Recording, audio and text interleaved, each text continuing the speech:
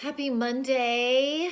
I hope that you are having a good start to your week. If you're nestled at home or if you're having to work, God bless you. We have got a crisis here, don't we? Having listened to the president last night, knowing that our social distancing needs to stay for another 30 days, maybe even more, in order to keep others from getting sick and, most importantly, others from passing is critical. So it's a heavy time, and I got in the Word this morning and was reminded of James. You've probably been hearing this message quite a bit lately. James 1 talks about persevering through trials, and there were two words that kind of came out to me. Let me just read James 1 verse 2, 3, and 4. Count it all joy, my brothers, when you meet trials of various kinds, for you know that the testing of your faith produces steadfastness. And let steadfastness have its full effect, that you may be perfect and complete, lacking nothing. So I love to do a study on verses, try to get the background, understand why certain words were chosen or what they might mean. And joy is actually having the feeling of great pleasure or happiness.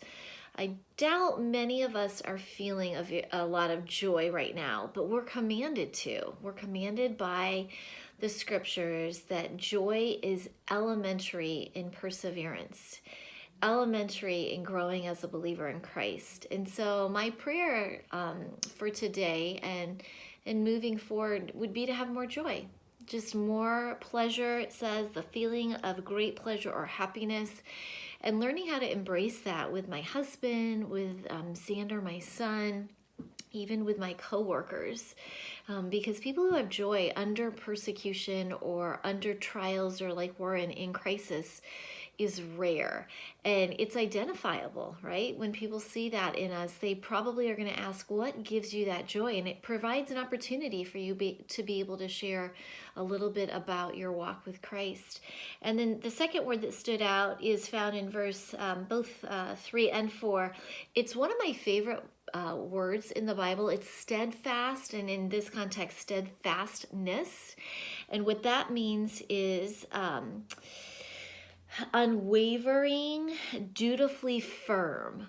So I know that in moments where, I'm cooped up, or my husband and I are, cleaning the house again, because we both love a clean house and we're home so much, having a good attitude toward each other, really learning to love our son and demonstrate what it's like to persevere in circumstances that we don't like, right? Because he's watching. Our son is 21 months old.